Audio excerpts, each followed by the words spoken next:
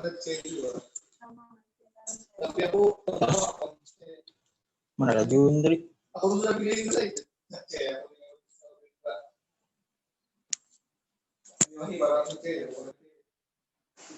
Yo, hidup kayak masih Jo.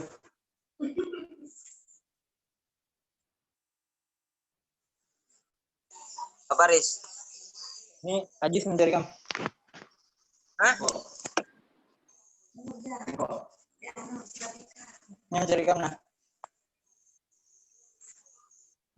Kadang dengar aku. Tuh Rapika mencari kamu ya.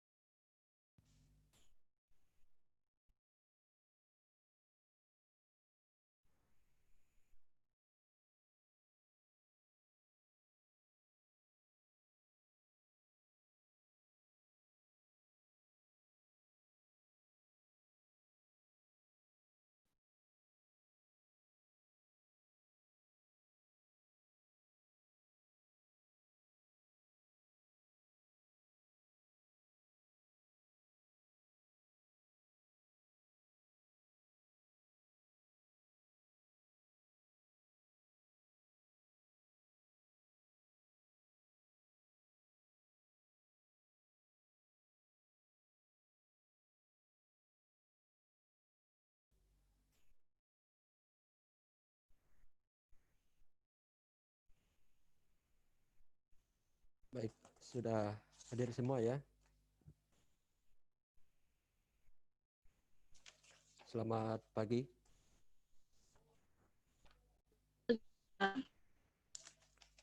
Assalamualaikum warahmatullahi wabarakatuh. Salam sejahtera untuk kita semua. Pada hari ini, tanggal 2 September, kita memasuki tahun akademik baru 2020-2021, semester ganjil. Dalam hal ini untuk kalian yang semester 3 itu semester ganjil, sesuai dengan jadwal yang sudah disampaikan oleh bagian jurusan, bahwa kita dijadwalkan untuk mata kuliah sebagaimana yang rekan-rekan mahasiswa tuangkan dalam KRS untuk semester ini. Sekaligus di situ juga tertulis terkait dengan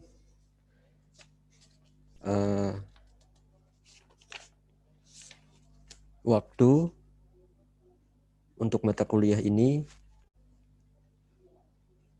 yaitu mata kuliah bank dan lembaga keuangan lainnya.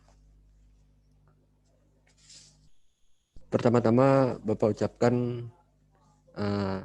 selamat bertemu kembali, di mana sebelumnya kita pernah bertemu pada mata kuliah yang diajarkan pada semester yang lalu. Kemudian pada semester ini kita akan membicarakan terkait dengan mata kuliah sebagaimana yang sudah Bapak sampaikan tadi. Tentunya mata kuliah ini memiliki mata kuliah prasyarat. Ada mata kuliah yang memiliki mata kuliah prasyarat sebelum mata kuliah yang bersangkutan itu diambil. Seperti mata kuliah bank dan lembaga keuangan ini juga memiliki mata kuliah prasyarat. Baik.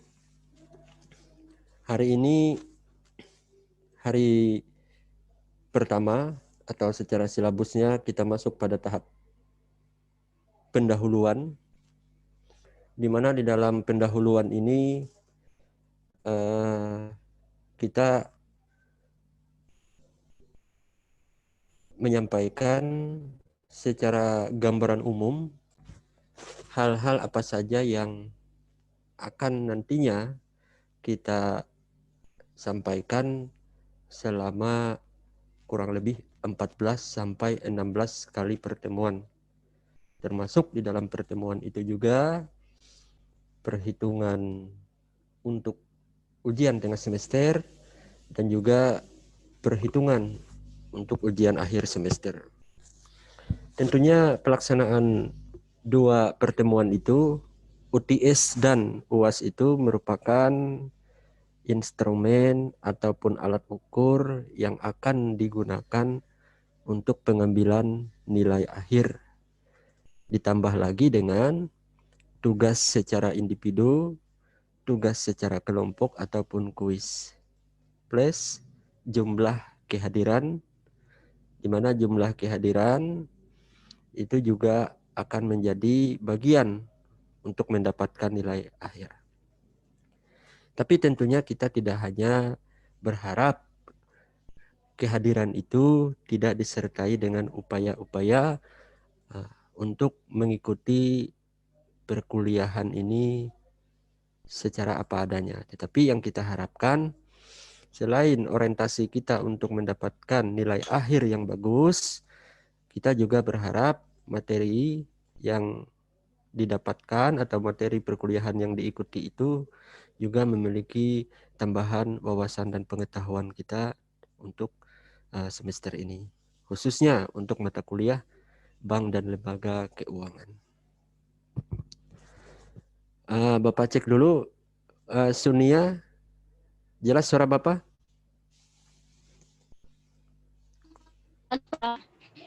Ya. Taibah?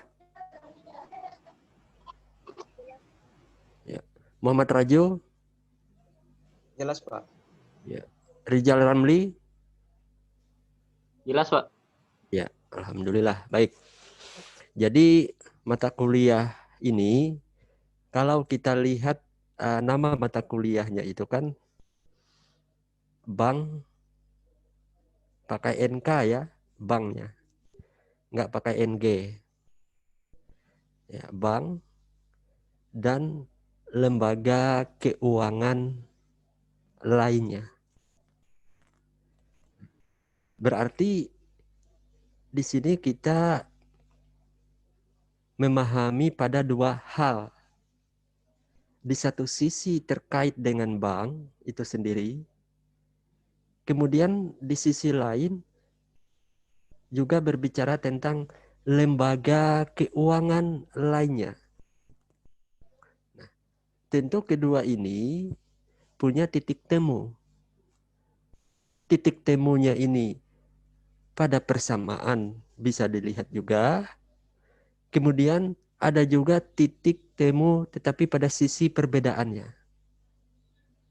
Nah, karena yang dalam keseharian kita, bank ini juga bergelut lebih banyak berbicara tentang keuangan, ya kan? Nah, demikian juga lembaga keuangan lainnya ini tidak jauh beda juga aktivitasnya itu sekitar masalah keuangan. Tapi tentunya tetap ada hal-hal yang menjadi pembeda untuk kedua lembaga ini. Nah, oleh karena itu, sebagai langkah awalnya, kita harus memahami dulu apa yang dikatakan dengan bank dan apa yang dikatakan dengan lembaga keuangan lainnya. Nah, jadi ini dua hal yang akan kita coba untuk paparkan nantinya. Berikutnya Bapak akan men-sharekan hal-hal apa saja yang ada di dalam pembahasan ini ke depannya atau di pertemuan-pertemuan selanjutnya yang mana ini dituangkan dalam bentuk silabus ataupun berita acara perkuliahannya.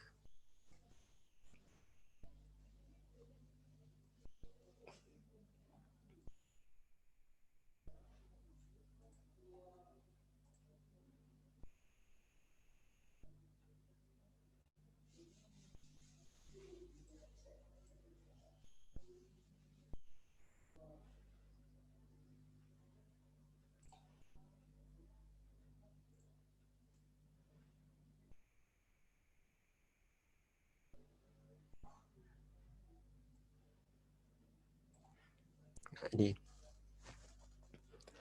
Jadi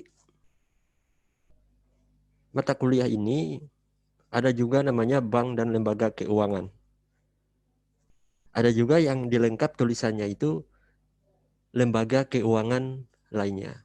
Nah, jadi lembaga keuangan ataupun lembaga keuangan lainnya ini satu lembaga yang juga akan kita bicarakan selain daripada lembaga yang bank itu tadi. Tentunya hal ini kita gunakan beberapa referensi untuk mendukung pemahaman kita secara teoristis supaya nanti kita melihat bagaimana dalam implementasinya atau praktek dalam kondisi yang ada di lapangan itu. Pertama di situ dari bukunya Kashmir. Nah, Bapak nanti menggunakan dari situ. Kemudian Artesa dan Edia Hadiman.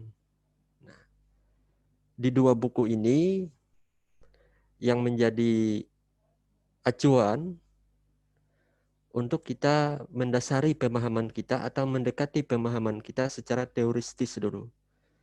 Yaitu pada bukunya Kashmir, kemudian pada bukunya Artesa. Lalu ditambah lagi dengan bukunya Sigit itu, kemudian Martono dan Iswardono. Nah, jadi kurang lebih itu sebagai gambaran buku yang menjadi acuan kita untuk kita memahami mata kuliah ini secara teoristis atau secara konsepnya itu bagaimana. Jadi nanti rekan-rekan mahasiswa bisa mencari referensi-referensi yang berkaitan dengan mata kuliah ini. Paling tidak Bapak sudah memberikan gambaran, inilah sejumlah referensi yang kita gunakan untuk membuat rumusan-rumusan teoristisnya atau rumusan konsepnya di dalam mata kuliah ini. Lalu mata kuliah ini dilihat dalam judulnya itu adalah bank dan lembaga keuangan lainnya.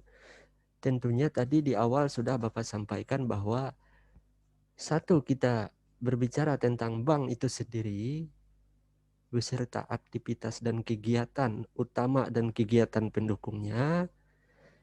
Setelah itu kita juga membicarakan tentang lembaga keuangan lainnya, kegiatan beserta aktivitas-aktivitas pendukungnya. Nah, di awal tadi Bapak ada menyebutkan bahwa mata kuliah biasanya ada mata kuliah prasyaratnya. Nah, untuk mata kuliah ini prasyaratnya itu antara lain adalah pengantar bisnis. Nah, jadi mata kuliah bank dan lembaga keuangan, mata kuliah prasyaratnya atau mata kuliah pendahulunya itu adalah pengantar bisnis.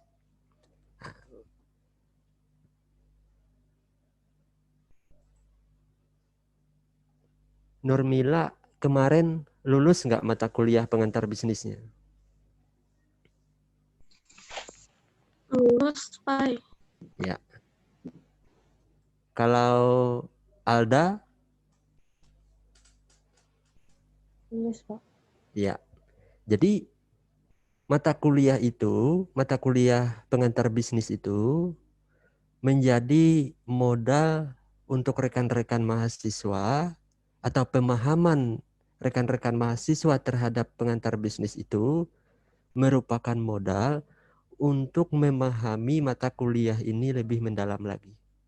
Karena pengantar bisnis, prasyarat mutlaknya itu untuk kita mengikuti mata kuliah bank dan lembaga keuangan lainnya. Nah, sekarang pertanyaan yang sangat mendasarnya itu, mengapa pengantar bisnis ini atau apa hubungannya mata kuliah prasyarat ini dengan mata kuliah yang sekarang?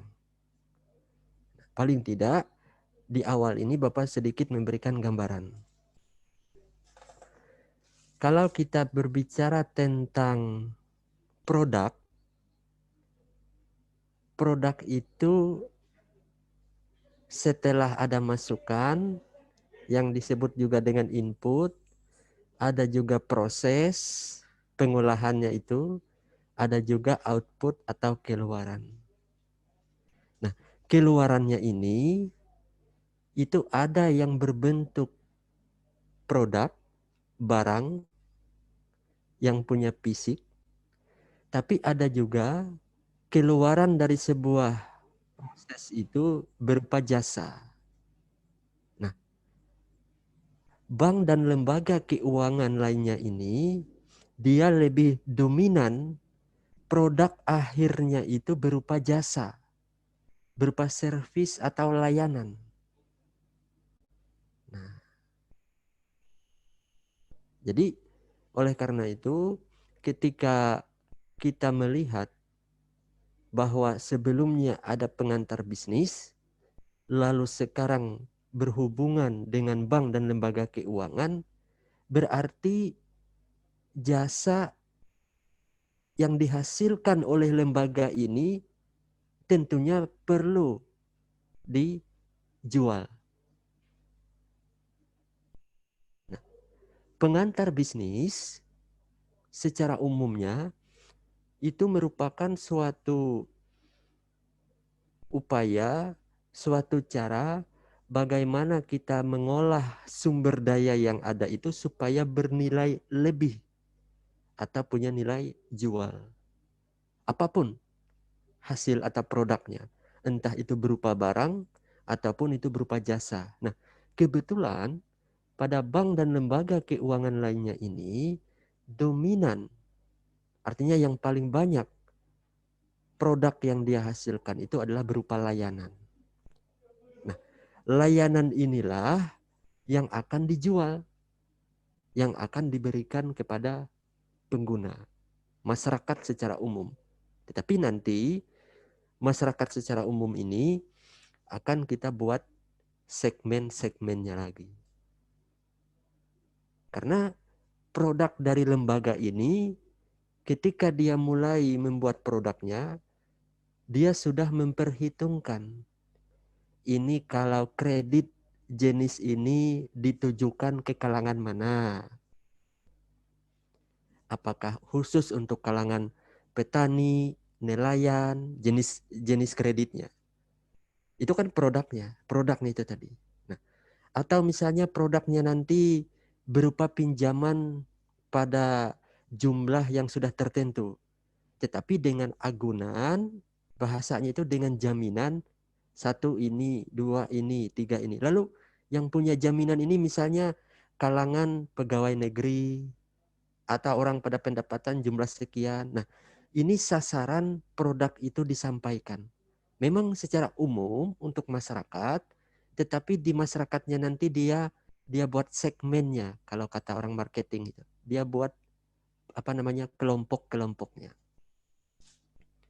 Atau misalnya jenis layanan ini ditujukan kepada para pelajar.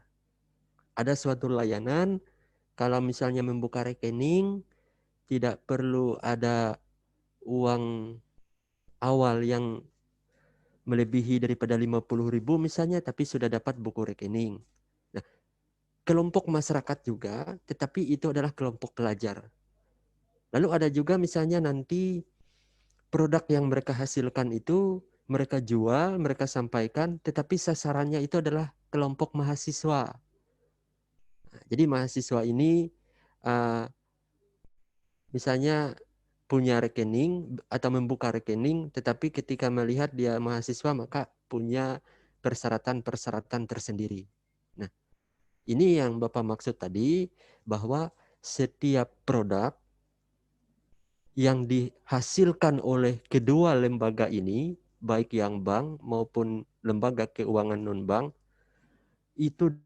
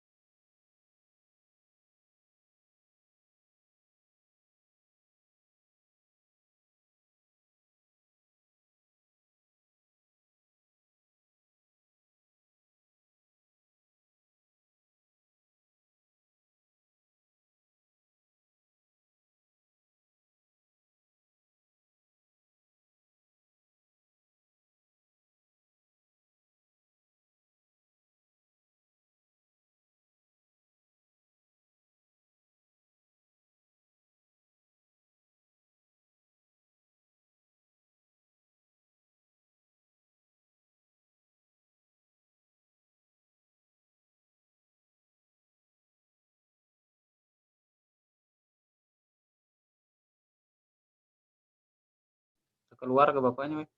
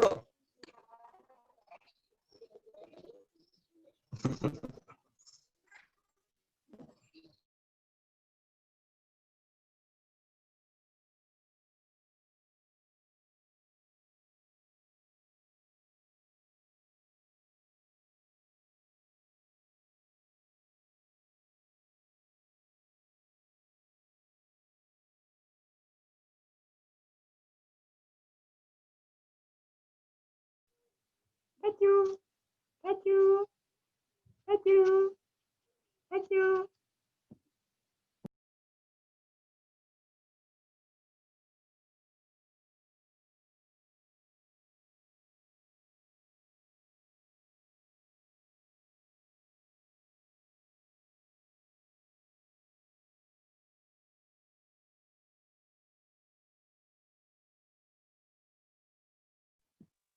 Baju Siska dengan baju Reza sama, nah warnanya aja lain.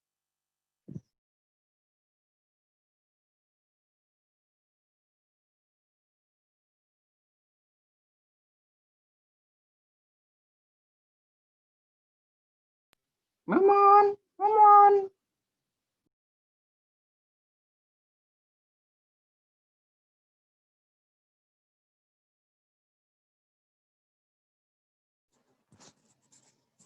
Mana Mamon Dri? Jalan-jalan.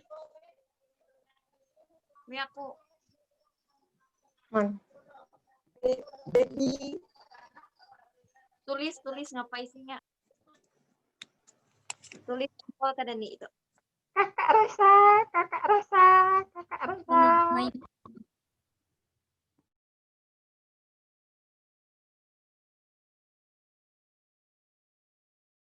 Aku kawin lagi.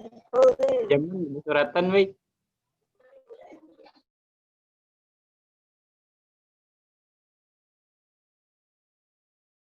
Kakak Raju, kakak Raju, kakak Raju.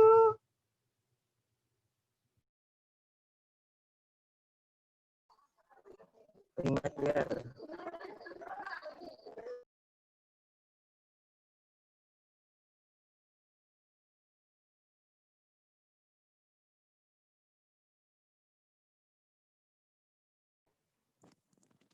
Mamon.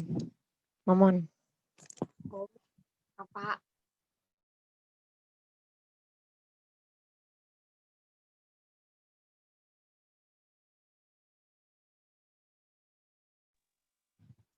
Tali cari tali rapia sa.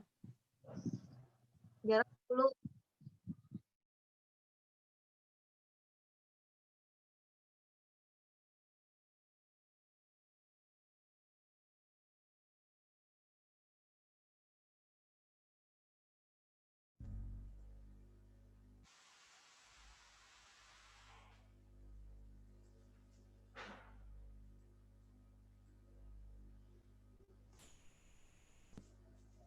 Baik, Bapak lanjutkan.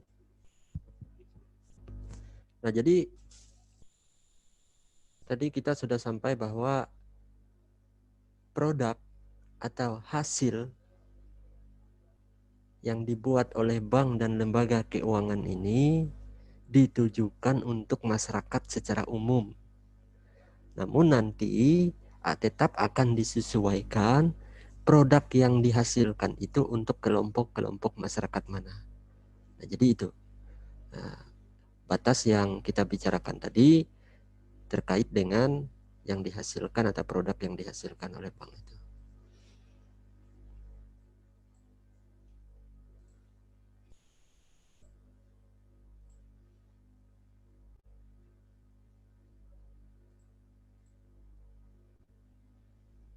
Nah, lalu masuk menjadi bagian yang kita lihat di sini adalah terkait dengan lembaga keuangan. Nah, jadi bank atau lembaga keuangan itu. Nah, yang dimaksud dengan lembaga keuangan itu dia juga merupakan sebuah dunia usaha, sebuah kegiatan usaha atau perusahaan. Nah, di mana bidangnya itu yaitu bidang keuangan. Nah, inilah yang menjadi hubungannya dengan mata kuliah prasyaratnya yang sebelumnya itu yaitu pengantar bisnis. Nah, karena pengantar bisnis itu juga mata kuliah yang membicarakan tentang jenis-jenis usaha atau upaya-upaya suatu lembaga usaha itu untuk mendapatkan keuntungan. Nah, jadi lembaga keuangan ini merupakan suatu perusahaan yang bergerak di bidang keuangan, kemudian menghimpun dana dan menyalurkan dana atau kedua-duanya. Nah, jadi di situ bisa digarisbawahi yang pertama, ini juga merupakan suatu jenis usaha atau perusahaan. Lalu bergerak di bidang mana? Bergerak di bidang keuangan. Kegiatan atau aktivitasnya apa? Pertama, dia menghimpun dana. Jadi ini yang pertamanya, menghimpun dana. Setelah itu terhimpun, lalu aktivitas keduanya menyalurkan dana tersebut. Nah, ketika menyalurkan dana tersebut ini tadi ke masyarakat, demikian juga menghimpun dana tadi juga dari masyarakat. Jadi kalau kita lihat ini dia seperti memutar siklusnya itu. Dari masyarakat, dihimpun, masuk ke lembaga itu, setelah sampai di lembaga itu, kemudian disalurkan lagi dana tersebut ke masyarakat. Nah, jadi seperti ada sebuah siklus. Nah, sehingga di siklus itulah atau di aktivitas antara menghimpun dan menyalurkan itulah memunculkan nilai lebih bagi lembaga itu. Atau istilahnya itu fee. Kelebihan dari nilai yang dia himpun dengan nilai yang dia salurkan. Ya, kalau dia lebih dalam usaha yang jelas, keuntungan atau profitnya itu ketika terjadi penghimpunan dan penyaluran itulah. Jadi diistilahkan dengan fee-nya untuk bank itu terlihat di aktivitas itu. Nah, sehingga apabila mereka ini cuma menghimpun dana, namun mereka tidak dapat menyalurkan dana tersebut secara maksimal, maka nanti lembaga ini tidak begitu banyak mendapatkan yang namanya fee, itu tadi, keuntungan. Nah, karena dana yang mereka peroleh dari masyarakat itu tadi mengendap di lembaga itu, tidak berputar.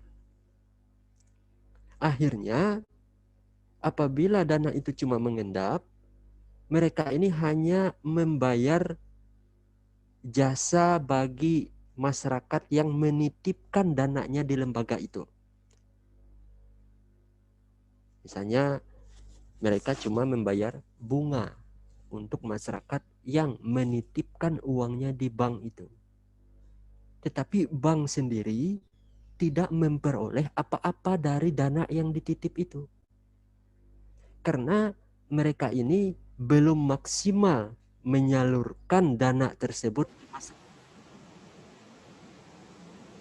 Karena bila mereka ini juga maksimal menyalurkan dana itu ke masyarakat, maka masyarakat itu akan membayar bunga dari pinjaman itu. Masuknya itu ke lembaga itu, lalu disitulah terjadinya keuntungan.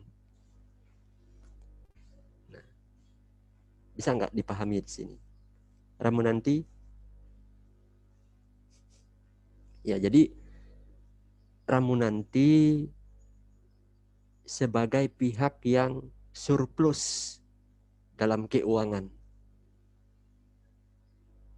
Nah, kemudian memenuhi persyaratan yaitu tingkat kepercayaan, karena di dalam lembaga itu, khususnya lembaga yang menangani keuangan, ada satu syarat mutlak. Apabila itu terpenuhi, maka biasanya masyarakat yang punya dana-dana surplus, dana-dana yang berlebihan istilahnya, dia percaya menitipkan di bank itu. Nah, nilai kepercayaan itu yang akan dijaga, salah satu syarat yang akan dijaga oleh lembaga. Karena bila nilai kepercayaan masyarakat itu sudah menurun kepada bank-bank tertentu, maka masyarakat ini tidak mau menitipkan uangnya di situ. Nah, lalu misalnya si Ramunanti misalnya punya dana surplus, kemudian dia titipkan di salah satu bank dengan bentuk simpanan tertentu, entah dia bentuknya deposito atau yang lainnya, nanti kan ada nanti itu pembagiannya. Karena kita menabung itu ada jenis-jenis tabungan yang akan kita ambil. Apakah yang bisa kita ambil setiap waktu, tetapi konsekuensinya imbalan jasanya juga kecil. Atau kita menggunakan yang periode waktu misalnya 3 bulan sekali, 4 bulan sekali, atau 6 bulan sekali baru bisa diambil. Nah, nanti ada masuk bentuk-bentuk simpanan seperti apa. Nah, jadi si Ramunanti menitipkan dananya di lembaga itu. Nah, si Ramunanti ini akan mendapatkan imbalan atau bunga dalam bank konvensional. Ini kita bedakan dulu. Yang bank syariahnya nanti tersentuh juga pembicaraannya, tapi di pembahasan umumnya ini kita menggunakan bank yang konvensional dulu. Artinya ketika dia bank konvensional, kita masih tersebut di situ bunga, ya kan? Tapi bila kita sudah ke bank yang bukan konvensional, nah maka bunga ini akan tidak tersebut lagi kalimatnya. Nah, yang tersebut di sana nanti akan bagi hasil. Nah, ketika dia sudah kalimatnya bagi hasil, berarti kita sudah masuk pembicaraannya di bank yang bukan konvensional lagi. Yang konsepnya itu konsep syariah. Nah, jadi oleh karena kita di awal di pembahasan umumnya ini, maka Bapak masih menggunakan kalimat bunga ketika uang yang dititipkan di lembaga itu lalu dikembalikan lagi ke masyarakat orang yang menabung itu tadi, maka itu bunga. Nah, si Ramunanti punya dapat dari bunga itu tadi. Nah, lalu pertanyaannya, bagaimana perusahaan atau bank itu untuk mendapatkan hasil? Nah, sedangkan bank itu dia punya tempat, ya kan? Kemudian dia punya karyawan. dia punya peralatan-peralatan sarana prasarana untuk menunjang kegiatannya itu. Itu kan perlu biaya. Dia punya listrik dan sebagainya, peralatan-peralatan operasionalnya itu. Ini perlu biaya. Nah, biaya ini harus tertutupi.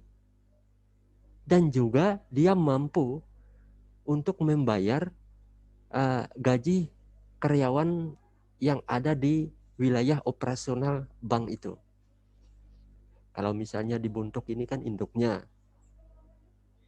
Lalu di daerah Timpah ada unitnya misalnya, bank itu. Nah, induknya ini harus mampu membiayai operasionalnya di tempat ini. Lebih-lebih sampai ke unit-unitnya nanti. Tapi nanti kita lihat tidak semua bank membuka unit atau cabangnya. Karena ini juga perlu studi kelayakan. Nanti kita masuk ke bagian itu. Tapi paling tidak Bapak memberi gambaran bahwa bank itu wajib menyanggupi untuk membiayai operasional bank itu.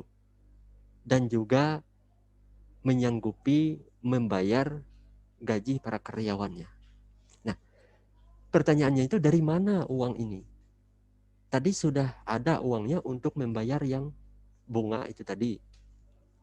Nah, sekarang untuk operasional dari mana? Nah, untuk operasional inilah mereka dapatkan dari ini. Karena ketika dana itu kita salurkan ke Taibah lagi dan memenuhi persyaratan sebagai peminjam, kemudian kita tinjau di lapangan beserta studi kelayakan dan agunan-agunan yang dimiliki Taibah, maka kita kabulkan permohonan kreditnya Taibah itu. Tapi tentunya kita perhitungkan persentase bunga berapa yang akan disanggupi oleh Taibah. Nah, ketika Taibah itu membayar kewajibannya itu kepada bank, maka dari situlah bank itu atau lembaga itu mendapati sebagian keuntungan sudah untuk membantu membiayai operasional perbankan tadi. Nah, itu baru dari satu sumber, yaitu dari penyaluran dana ke Taibah berdasarkan penghimpunan dana dari Ramunanti tadi. Itu baru satu kegiatan lembaga sudah menghasilkan nilai lebih, fee itu tadi. Tapi kan aktivitas bank itu tidak hanya berdasarkan menghimpun dan menyalurkan dana saja. Kalau misalnya di sini Urifa lagi, dia tidak menabung di bank itu. Kemudian seperti yang Ramunanti tadi, Urifa tidak menabung di bank itu, tapi Urifa hanya mentransfer dananya lewat lembaga itu. Artinya di sini Urifa menggunakan jasa lembaga itu. Kemudian pihak yang memberikan layanan atau jasa dalam hal ini bank atau lembaga keuangan tentunya punya hak untuk mendapatkan fee dari jasa yang mereka berikan. Dapat lagi mereka. 2 sudah. Tadi dari penyaluran kredit dapat. Ini dari layanan transfer dapat. Ya, walaupun misalnya jumlah nilai transfernya tidak terlalu banyak, kemudian biayanya ini juga sedikit, tapi kan yang mentransfer lalu lintas keuangannya itu tidak hanya 1 orang di daerah tertentu. Mungkin 10 bahkan lebih jumlah orang yang melakukan transfer, bahkan dengan nominal yang juga tidak sama. Nah, jadi sumber-sumber itulah yang digunakan, yang dikumpulkan untuk pembiayaan operasional perbankannya. Berarti dapat kita lihat di sini bahwa menghimpun dana artinya lembaga itu punya kewajiban untuk membayar kalau kita konsepnya di sini konsep konvensional, bank konvensional, bunga itu tadi, di sisi lain lembaga itu berupaya semaksimal mungkin supaya dana itu tidak berdiam di lembaga itu, tidak mengendap istilahnya, tapi dia mencari saluran. Ini kemana menyalurkannya? Nah, akhirnya kita akan sering didatangi oleh mereka-mereka yang bekerja di bank. Permisi Pak, Bapak mau pinjaman? Ini ada program baru Pak. Persyaratannya tidak terlalu banyak. Bapak cukup fotokopi ini, kemudian menampilkan ini. Jadi dan prosesnya cepat, 1 hari selesai. Nah, itu gambaran-gambaran mereka ini punya target sasaran, kelompok masyarakat mana, kemudian pada batas jumlah berapa yang bisa dicairkan, kemudian secara persyaratan memberikan kemudahan, dan proses pencairan dana itu mereka semaksimal secepatnya. Karena mereka tidak ingin dana yang terhimpun ini tadi terlalu lama mengendap di lembaga itu. Kalau dia terlalu lama ya mereka tidak akan mendapatkan fee dari dana itu. Nah, sehingga semakin banyak dana yang terhimpun ke dalam lembaga itu, berarti keuangan di lembaga itu juga semakin banyak. Tetapi sebaliknya, kebanyakan dana yang dihimpun itu tadi, bila tidak diimbangi dengan penyaluran dana itu, maka akan menjadi beban bagi lembaga itu. Bebannya di mana?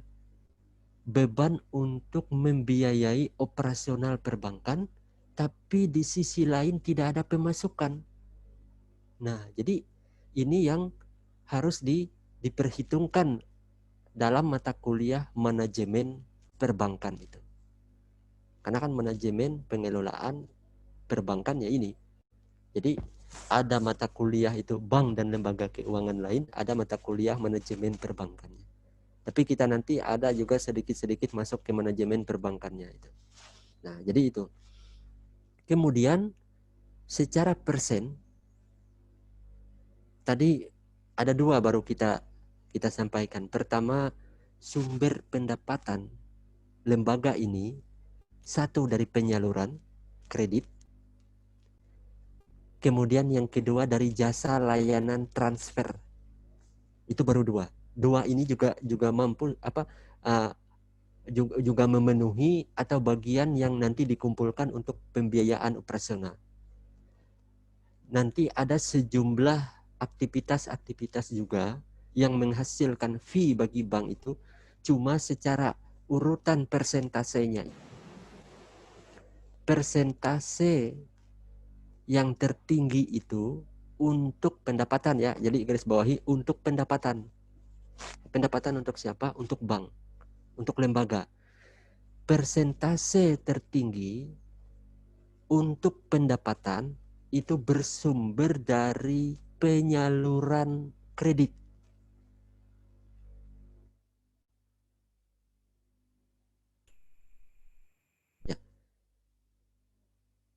Persentase terkecil yang lainnya itu lagi, itu bersumber salah satunya tadi dari transfer. Nanti ada lagi aktivitas-aktivitas yang memunculkan pendapatan juga. Tapi tingkat persentase tertinggi untuk pendapatan bahkan mencapai 75% dari total pendapatan, dari kumulatif pendapatan perbankan itu atau lembaga ini adalah bersumber dari mana tadi, Linda?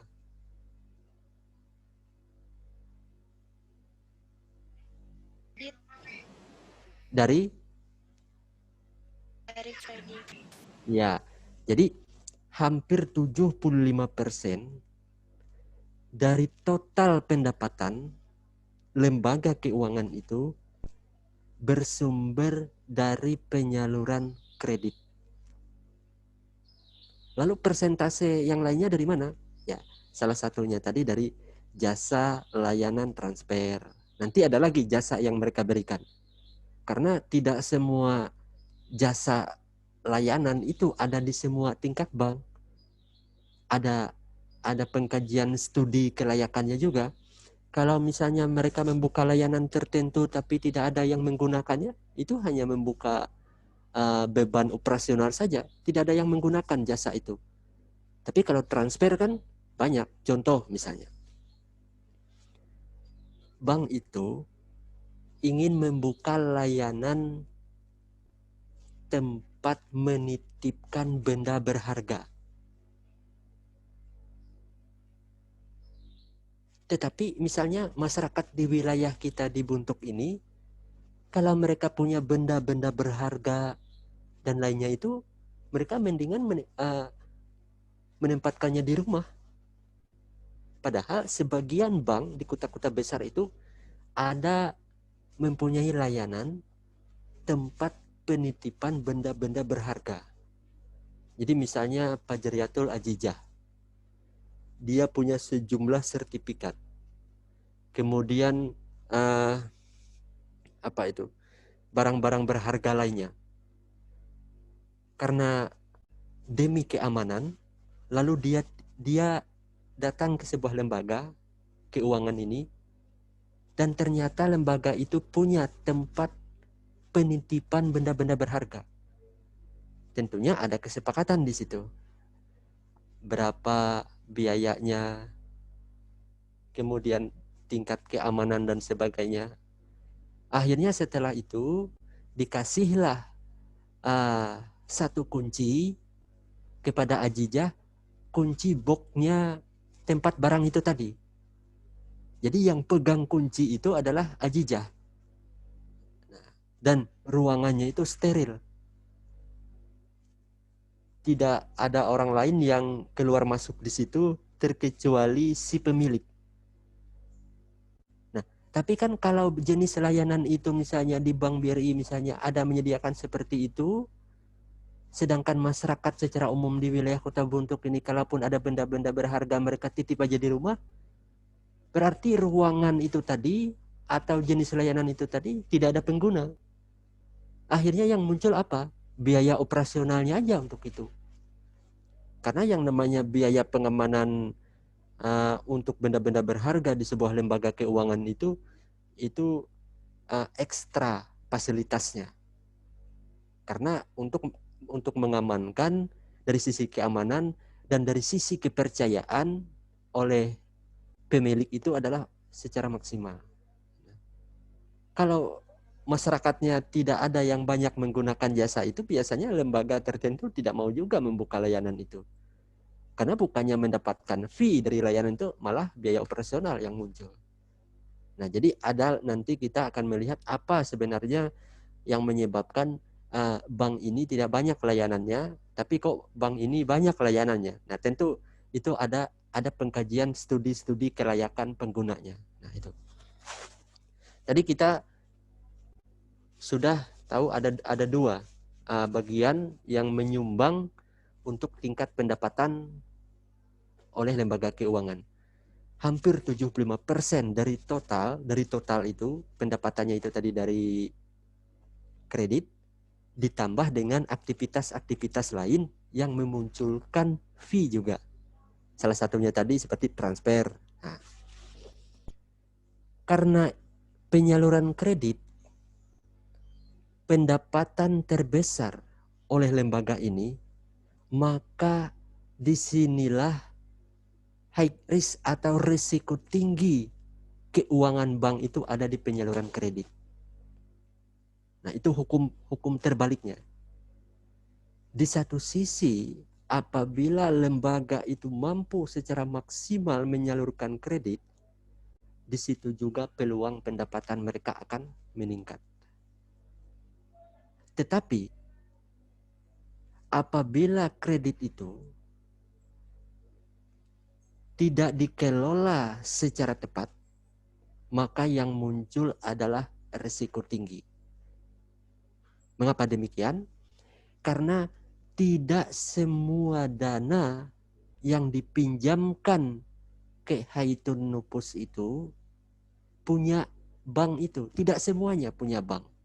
Tapi di situ ada simpanan atau dana yang disimpan oleh Resa di lembaga itu. Ada juga dana Gajali Rahman di situ. artinya dari pihak-pihak lain. Tetapi ketika disalurkan sepenuhnya itu tadi, terjadi yang namanya kredit macet, nah maka risiko inilah yang menjadi tantangannya. Berarti perlu apa di situ? Nah, disitulah perlu yang namanya pengelolaan kredit atau manajemen kredit. Jadi di satu sisi penyaluran dana merupakan sumber pendapatan terbesar dari total pendapatan lembaga. Tetapi penyaluran kredit tanpa pengelolaan menjadi risiko terbesar oleh lembaga keuangan apabila terjadi kredit macet. Nah, itu bagian kesimpulan untuk bagian ini. Bayangkan kalau kreditnya itu macet, Bapak pinjamkan semua dana ini ke Haitonopus. Padahal itu bukan uang Bapak sepenuhnya yang Bapak pinjamkan. Paling-paling dari 5 itu 1,5-nya aja yang punya Bapak. Selebihnya itu titipan Reza, titipan Gajal Rahman. Nah, ketika saya pinjamkan tadi, karena Bapak mengejar demi pendapatan itu tadi, Bapak pinjamkan semuanya ke Haitonopus. Nah, ketika terjadi usaha yang seperti sekarang misalnya, kegiatan usaha Haitonopus, nah, lalu terjadilah masalah-masalah antara lain misalnya kredit macet. Nah, lalu bagaimana saya memberikan ke Reza seperti bunga yang sudah disepakati di awal, ke Gajal Rahman, itu juga berisiko. Nah, tetapi pada kondisi-kondisi seperti ini, tentu nanti ada kebijakan-kebijakan. Satu, dari sesama antar bank. Yang kedua, dari pemerintah. Yang ketiga, dari Bank Indonesia. Nah, di situ nanti penyelesaiannya. Penyelesaiannya di situ. Karena bisa saja Bapak pada lembaga keuangan tertentu, kemudian di lembaga keuangan yang lainnya sana, manajemennya dipegang oleh Eka Sapitri. Bisa saja Bapak pinjam ke bank ini, ke bank yang dikelola oleh Eka Sapitri. Artinya di situ Bapak berupaya secara tingkat perbankan dulu. Nah, tapi kalau masih belum mampu, otomatis Bapak akan menunggu kebijakan-kebijakan dari pemerintah ataupun dari Bank Indonesia. Karena dalam syaratnya itu, semua bank yang beroperasional di bawah Bank Indonesia itu harus mengikuti prosedur-prosedur oleh Bank Indonesia. Nah, jadi semua bank yang ada di bawah ini, semua ketentuan peraturannya itu tidak boleh bertentangan dengan Bank Indonesia. Sehingga kalau terjadi permasalahan yang seperti tadi, maka ikutilah nanti penyelesaiannya berdasarkan ketentuan-ketentuan Bank Indonesia. Kalau secara pemerintah melalui siapa? Kementerian Keuangan. Jadi itu. Nah, kemudian yang berikutnya, kalau terjadi permasalahannya tidak pada perbankan, tetapi pada lembaga keuangan lainnya, itu bagaimana? Nah, disinilah lalu yang kita dengar yang namanya OJK. Pernah nggak Gajal Rahman dengar OJK itu?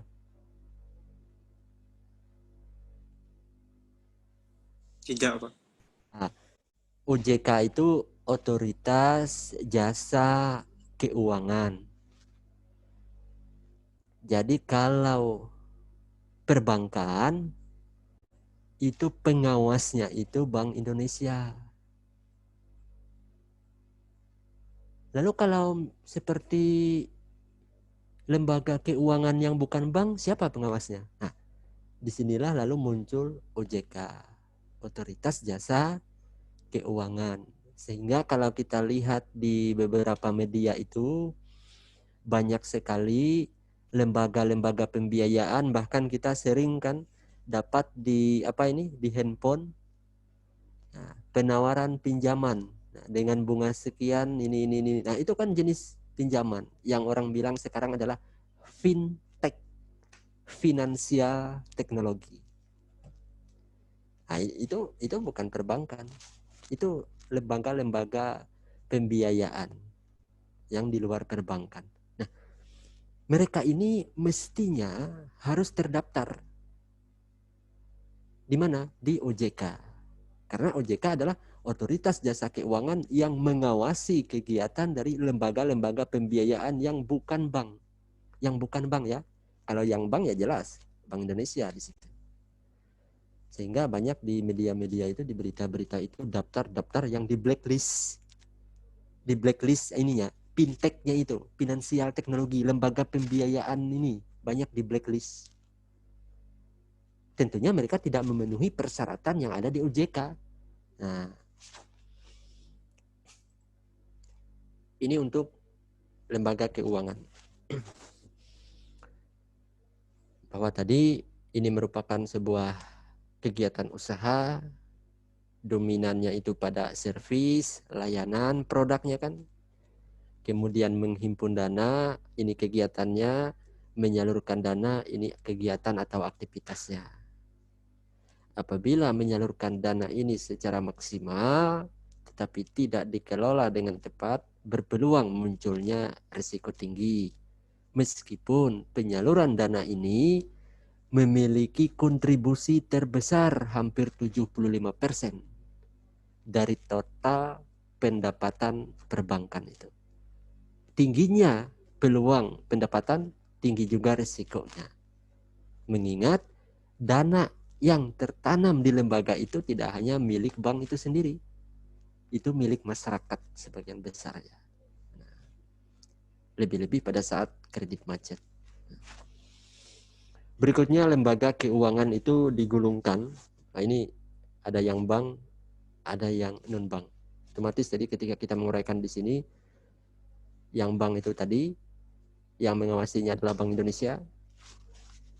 Kemudian kalau dia lembaga pembiayaan lainnya ini, pihak yang memantaunya itu adalah OJK, Otoritas Jasa Keuangan. Kalau di Palangka itu ada kantor OJK-nya, ada di Palangka itu di Jalan Giubus rasanya ada kantor OJK tingkat provinsi kan.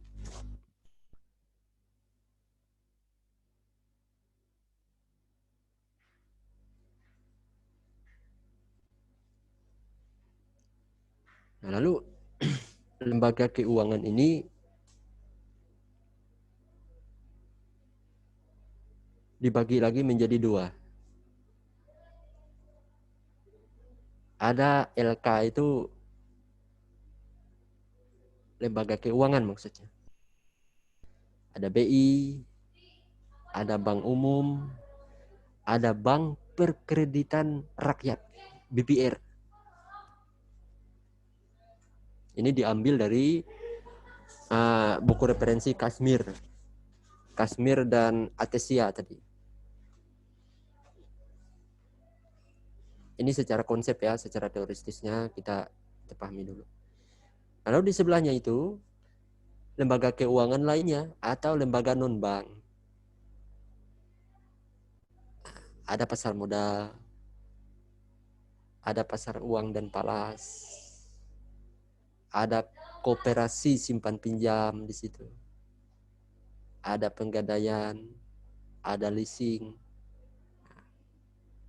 asuransi, ajak piutang, modal pentora, dana pensiun, kartu plat. Nah, jadi sebelah kirinya itu lembaga keuangan, ada Bank Indonesia, Bank Umum, Bank BPR.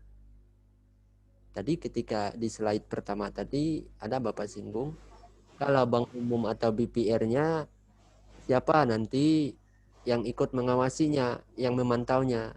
Nah, itu ada pada Bank Indonesia. Kalau di bagian lembaga keuangan non-bank atau lembaga keuangan lain ini, yang ikut memantaunya itu adalah apa tadi? Nurmila, apa yang mengawasi ini?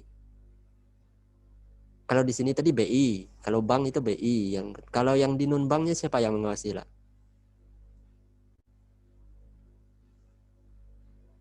Apalah? OJK, Otoritas Jasa Keuangan. Ya, jadi apabila lembaga keuangan lainnya itu ketentuan, prosedur, aturan, pengawasan dan sebagainya itu berada di ranahnya OJK, Otoritas Jasa Keuangan. Tapi bila perbankan, ketentuan, kebijakan, peraturan dan sebagainya itu areanya Bank Indonesia. Nah, itu ya. Jadi Bapak harap rekan-rekan mahasiswa dapat melihat dulu secara teoristis pembagian lembaga keuangan itu, satu sisi lembaga keuangan perbankan, di satu sisi lembaga keuangan non-bank. Lalu dari dua lembaga ini, sebagaimana ini sudah masuk di judul mata kuliah kita, bank dan lembaga keuangan lainnya. Ini sudah masuk ini. Tinggal kita lihat yang di banknya itu apa saja. Ada bank umum, ada bank BPR. Nah, kemudian di lembaga keuangan lainnya mulai dari pasar modal sampai dana pensiun. Nah, tentunya di dalam kegiatannya ini, aktivitas mereka berdua ini ada pihak-pihak yang ikut mengawasi. Nah, siapa pihak itu? Apabila dia di perbankan, itu Bank Indonesia. Apabila dia di non-bank, itu OJK. Nah, mudah aja itu untuk melihat.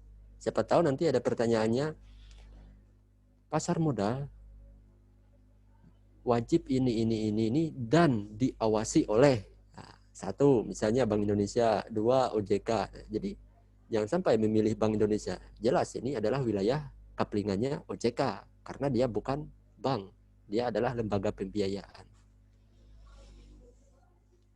Lalu bagaimana kita membicarakan ini dalam satu semester ini?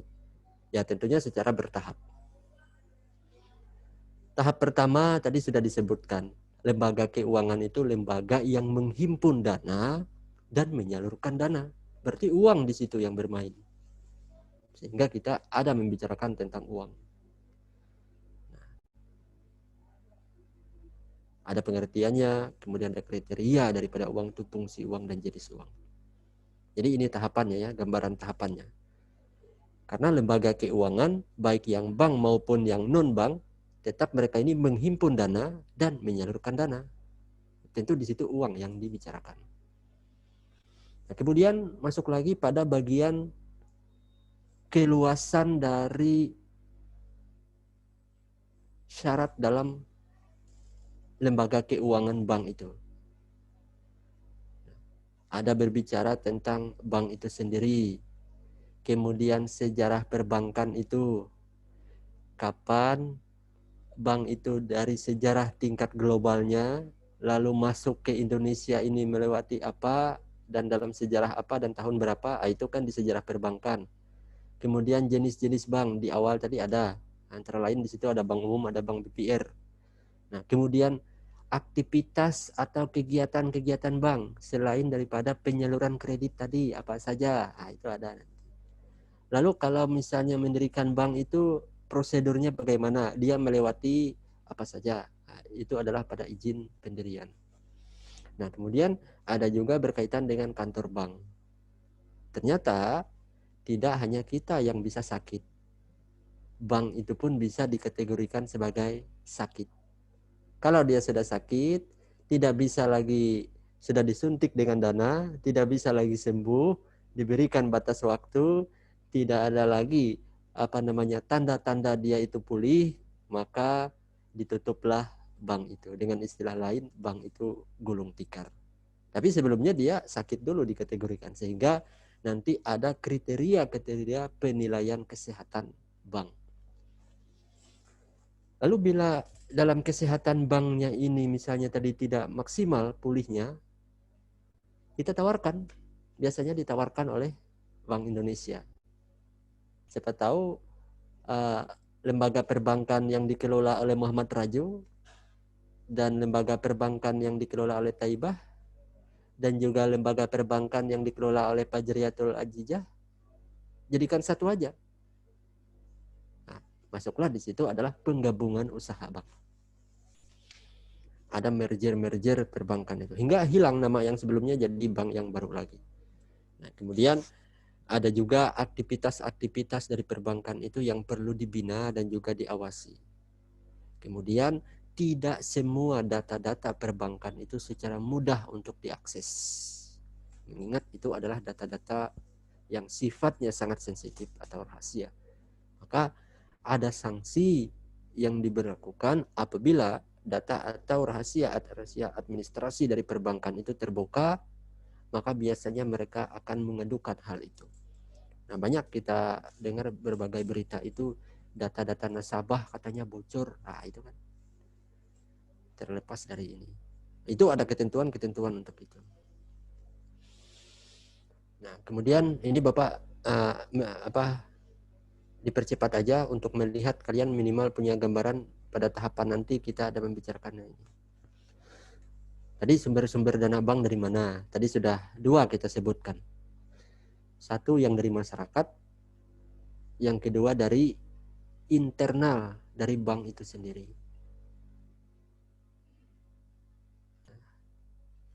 Itu pembahasannya sumber dana bank. Lalu setelah dana itu diperoleh, dihimpun itu tadi kan, dihimpun dana itu dibaginya bagaimana? Pengalokasian dana itu bagaimana? Nah, ternyata harus dibuat alokasinya. Sama kayak kita misalnya punya uang, entah itu sudah dikasih orang tua atau sebagian dari kegiatan aktivitas kita, itu kita alokasikan. Nah, ini sekian ribu untuk ini, sekian ribu untuk ini, sekian ribu untuk ini, sekian ribu. Lembaga perbankan juga demikian. Nah, dia buat alokasi dana. Kenapa harus demikian? Karena tadi sumber dana atau dana yang ada di bank itu kan tidak mutlak sepenuhnya punya bank itu sendiri. Tapi di situ ada dana yang dititip oleh Ramunanti, ada dana yang dititip oleh Raju, ada yang dititip oleh Taibah. Jadi Fajriyatul sebagai pengelola aktivitas perbankan itu harus secara efektif dan maksimal di dalam manajemennya untuk mengalokasikan dana perbankan ini. Mengingat dana ini tidak sepenuhnya milik internal bank, tapi merupakan titipan dari beberapa kelompok masyarakat itu tadi. Salah dalam pengelolaannya, maka terjadilah risiko tinggi. Walaupun harapannya kita dari penyaluran kredit seperti yang Bapak bilang di awal tadi, penyaluran kredit itu pendapatan terbesar, tapi risikonya tinggi. Oleh karena itu, kita alokasikan dana itu. Kalau dia dalam bentuk kredit, ya jenis kreditnya apa dulu? Nah, ini. Nah, ada jenis kredit ini, ada jenis kredit. Kalau jenis kredit ini jaminannya apa saja? Nah, itu beda-beda. Kalau kreditnya cuma kredit kecil misalnya tidak terlalu banyak nominalnya, tentu jaminannya itu pun menyesuaikan. Tapi kalau kreditnya punya batas yang maksimal, ya tentu jaminan atau agunannya itu pun juga harus lebih. Kemudian berbicara tentang suku bunga, lalu jasa-jasa yang ada di perbankan itu apa-apa jasanya. Nah, ini tadi.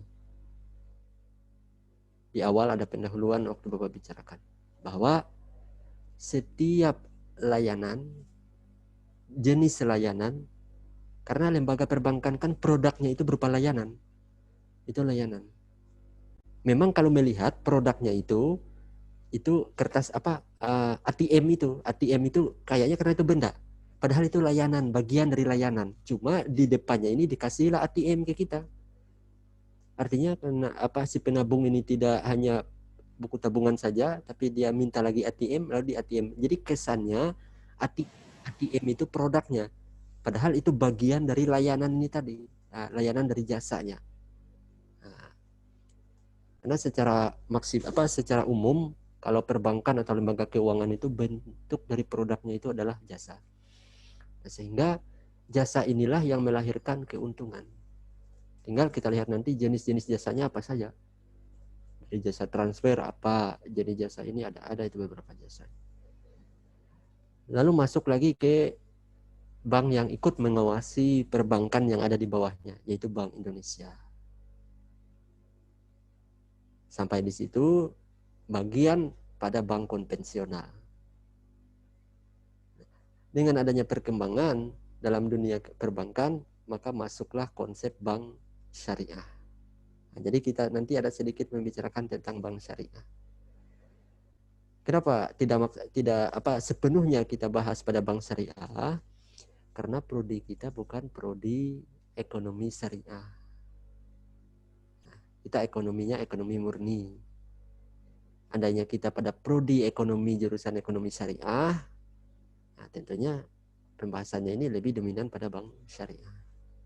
Tapi tetap kita singgung bagian ini nanti. Kemudian terkait dengan pasar modal dan juga palas. Pasar modal dan palas.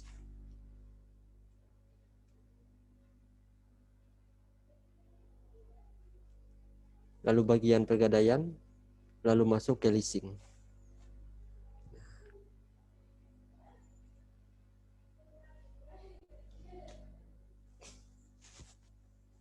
Kemudian pada pertemuan ke-12 itu berbicara tentang koperasi.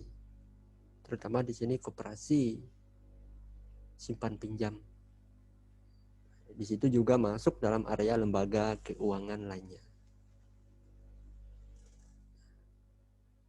Lalu asuransi, itu pada pertemuan kita yang ke-13. Dan 2 minggu terakhir sebelum UAS, nanti kita bisa membicarakan tentang anjak piutang dan juga modal pentora. Nah, ini jabaran-jabaran dari